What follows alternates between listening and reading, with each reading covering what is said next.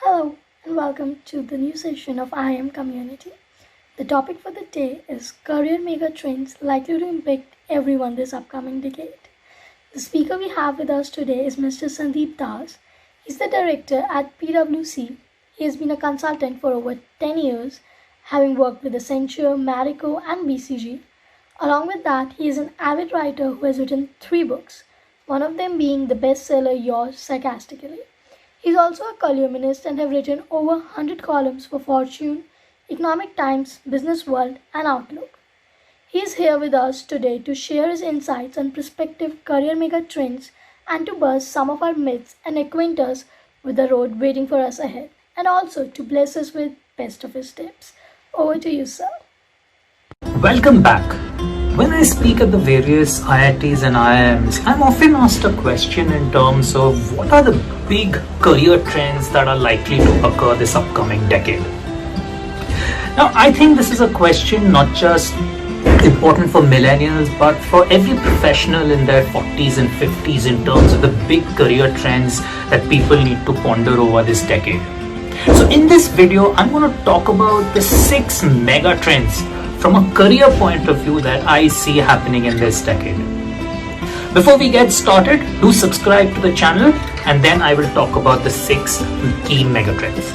A typical career is likely to be along the following lines. A person starts with a 3-year stint in an e-commerce company, spends 3 more years at a consulting firm, decides to teach at a business school, decides to start his own startup after that, joins an FMCG company for 3 years, decides to work for the government and then comes back to join an e-commerce company.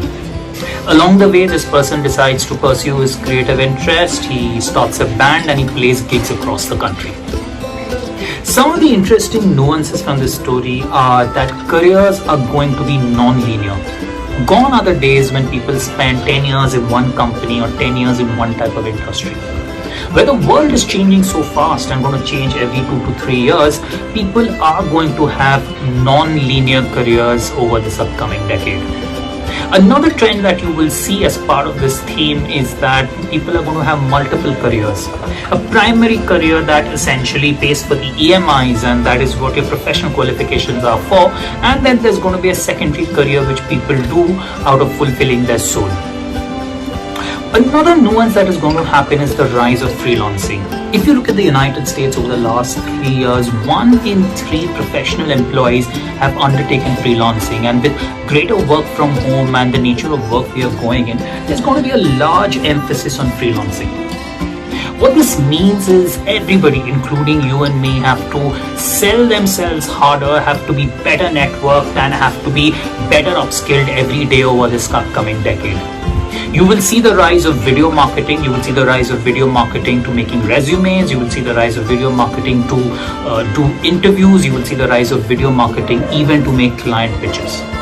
But if you were to simplify this entire complexity and put it down to 2 skill sets that are required to succeed in this upcoming decade, it's not going to be very different from what it was the earlier decade. 1, being analytically strong to problem solve, and 2nd, to get along with people and manage large teams. It is interesting to note that formalized education will no longer end with an MBA in the mid-20s, but will actually continue till a person's mid-50s. Most professionals over this upcoming decade are likely to have 3 to 4 short stints in a business school even after they have finished their MBA. The reason for that is the world is changing so fast and skills become obsolete every 2 to 3 years that people will constantly need to equip themselves every 2 to 3 years by visiting a business school. You are likely to see a huge barrage of academic qualifications and professional certifications for most professionals.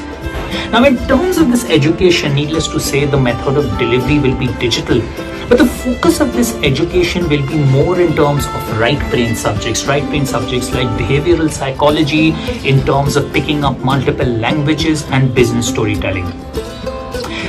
Reading 52 books a year is no longer going to be a fad only amongst the CEOs, but will become fairly common across most management professionals. Now, to be honest, the pursuit of true calling or your purpose happens only in the movies. With the pace of change being so accelerated over this upcoming decade, it is fairly routine for professionals even in their 40s and 50s to not know what their purpose is or what their true calling is or what they want to do or what they like to do.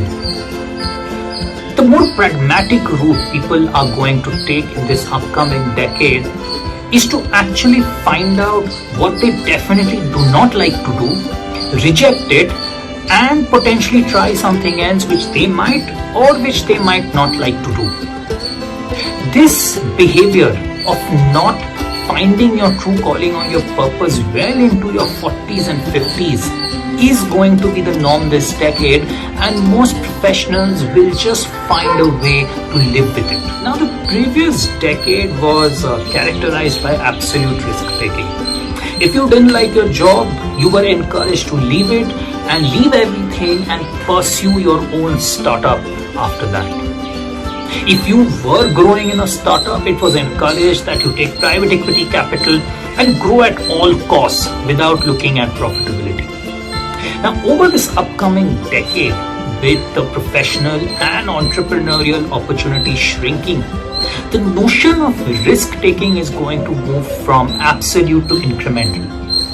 What that means is that people will no longer leave their steady job unless their startup has reached the minimum threshold size that can sustain them, or that they don't want to seek private equity capital to just grow irresponsibly, but they would like to retain control of their firm and grow sensibly, even if it means that they operate with a smaller scale. The 1990s and the 2000s were largely driven by professionals chasing money.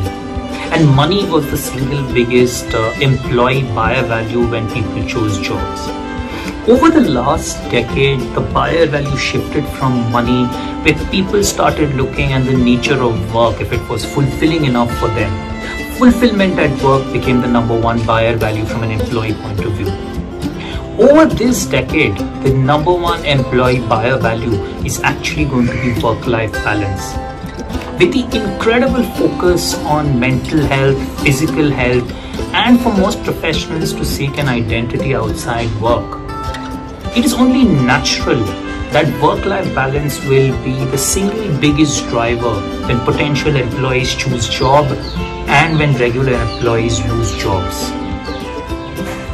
As a result, you will see that a lot of employees will start embracing sabbaticals, which are going to be fairly frequent, and people are just likely to travel the world, sleep at home, or just pursue a creative interest. Over this upcoming decade, you're also likely to see a huge emphasis on financial independence. Not from chasing more money, but from saving more money. And the reason for that is the more you have financially, the better you will sleep at night. People might decide to pursue the FIRE syndrome, as they call it, financial independence, and retire early into their 40s, or pursue another interest well into their 70s or 80s. For example, a 105-year-old painter launching her first painting at 81. People are going to aggressively pursue financial independence, which means focus on leveraging financial advisors. You might also see a lot of people moving out from risky financial instruments and moving towards safer financial instruments so that they sleep better at night. In summary, some of these big mega trends over this upcoming decade are going to be drastically different from what we have seen over the last 2-3 decades. For professionals like you and I, it involves a little bit of mental tuning so that we are well equipped to face this decade. This is all I have to say in terms of the big career trends over this decade. Hope you liked it, and do let me know what you thought of the video in the comments below.